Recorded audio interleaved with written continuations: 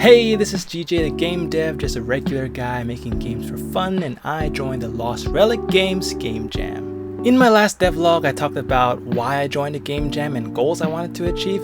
In this devlog, I will talk about the game mechanics and the art style that I've thought of for my game. The Game Jam officially started just a few days ago with the theme Connection. My first idea was thinking about a game that was something like connecting the dots.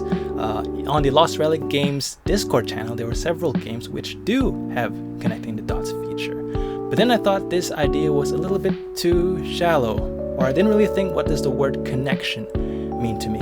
So after a nap, I woke up and thought about my squad back in high school, how the three of us were together, and the word three made me think of one of my favorite all-time science fiction, the three-body problem, which was about this alien race in the middle of a 3-star system. In the three-body problem, it's actually a very popular problem in physics where we can't really exactly predict the motion of a three-body system yet, because any change to the initial conditions would result in very different orbits. This is like the definition of a chaotic system. Back then, when I just started learning about programming, I also tried simulating this three-body orbit, and I found it really mesmerizing. So yes, let's try to make a game mechanic out of this. I also thought about this game called Danju, or Monster Strike, which was really popular in Hong Kong back in my high school days. I always loved that dragon release mechanism, especially with that arrow. I thought it was particularly satisfying. So that was the first game mechanic, dragon release to set the position and velocity. The second game mechanic would of course be gravity. It'll actually be very similar to the game Orbit, in which you drag and release a planet into orbit. But one thing I didn't really like about Orbit is when the planets collide, they either ignore each other or they would clump together. So that introduces the third game mechanic, fusion. My original idea was that the balls were based on the three primary colors, red, yellow, and blue. Any two of them would fuse into the secondary color. Together with the third one, they would become black. The goal was then to make a puzzle game with these three game mechanics. I thought about putting these planets, or balls, into a 9x9 grid. The original intent was that the grid can restrict the movements of the player so that any of their movements can be repeatable, because the three-body orbit is chaotic. Any change in the original initial conditions would have big changes in the actual orbit. The outer walls will then be one of these three types of walls. Either the ball bounces off, it passes through to the other side like Snake or Pac-Man, or it gets destroyed. The tiles can be regular, where you could actually place a ball, or there could be a tile where you're not allowed to place a ball. A goal, which you want the ball to go to, or walls which the ball either bounces off of or gets destroyed. I also brainstormed other tiles, such as tiles that can turn your velocity back to 0, doubling or halving its speed, teleporting either one way or two way from one tile to another, and so on. Having the game mechanics set, I needed to work out the mathematics for the gravitational orbit. I hope to achieve perfect circular motion because the game is supposed to be played on a grid. I spent my commuting times working out the mathematics for the orbit. Long story short, I didn't really end up solving anything, but through trial and error, I used this partially completed answer and just trial and error some values, and I actually managed to get a circular orbit. I then worked on the art style for the game. I was going for a chill, minimalistic vibe for the game, so I went on and looked for the color of sand because it's like a really warm and nice feeling, and I used that as the background of my game. I then searched for the three primary colors, red, yellow, and blue. Interestingly, the red from the primary colors red, yellow, and blue is actually different from the RGB red. Same with blue, as you can see here in this video. Here's the design that I initially ended up with, together with the initial level idea. The arrow is the direction and the velocity after pulling, which the hollow circle shows where the player dragged and released. I also designed the other primary and secondary colors.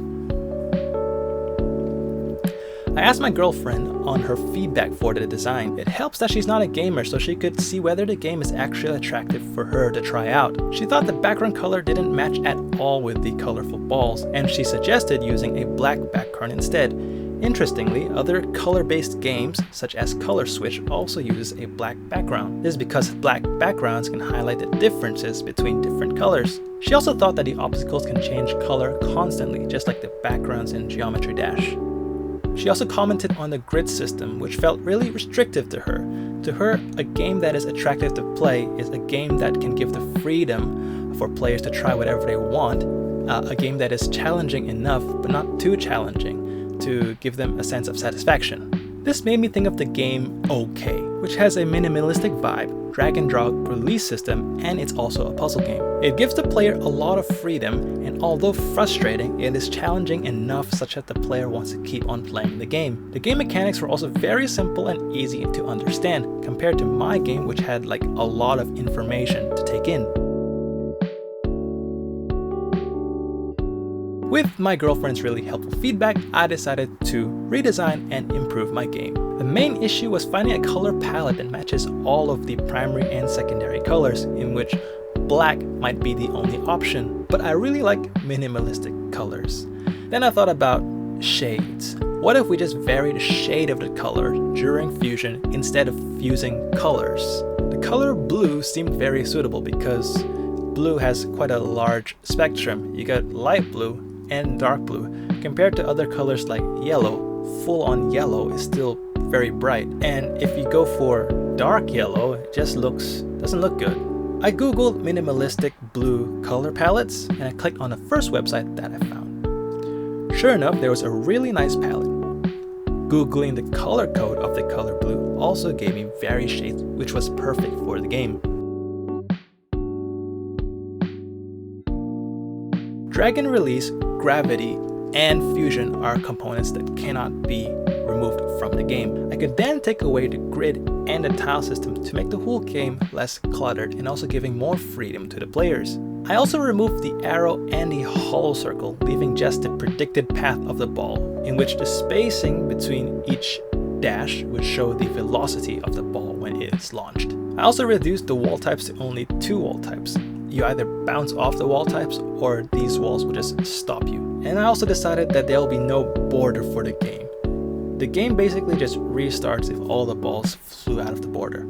After working on it for a few hours, here was the first improved game design. It looks so much better and neater, less cluttered, and it gives players the freedom to do whatever they like. Color palette just looks beautiful to look at, yet not boring or unattractive. Rings that have the same shade of color as the ball is what the ball has to go through, similar to the rings in Sonic. Balls that are the same shade would fuse to darker shades. Fusing all 3 of these balls together would give the darkest shade. Problem with this new design are the quarter circles. I remember there only being polygon, box, and circle colliders or capsule colliders in Unity. After a quick Google search, it was confirmed that we could only use polygon colliders to approximate the quarter circles. I then decided to improve the design and make it even more simple by just using rectangles. This would also make the level design easier, and it also fits the minimalistic vibe.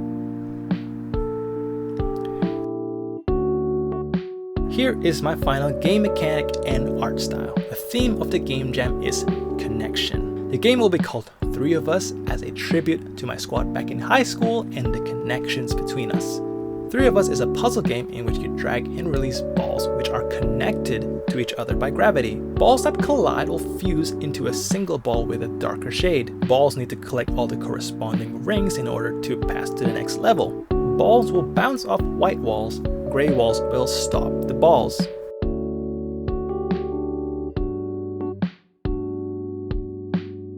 Something I learned about this week is that sometimes you need to discard ideas that you had in the beginning. And that's okay, because the end product is still something that you are proud of. Feedback is also important, as the creator gets a lot of bias on what they're making, and feedback can also remind us about things that we have missed about the game. In the end, I'm really proud of what came out. I really love the artwork, the color palettes, and I can't wait to start coding the game. That's the end of this video. Thank you for watching. If there's anything you think that can be improved about this game, please drop a comment down below. If you like what you see, please give a like and subscribe. It would mean so much to me. In the following week, I will continue on coding the game. I don't think there'll be enough time for me to upload another devlog, so the next devlog would probably be after the end of the game jam. So stay tuned, goodbye, and I'll see you in the next video.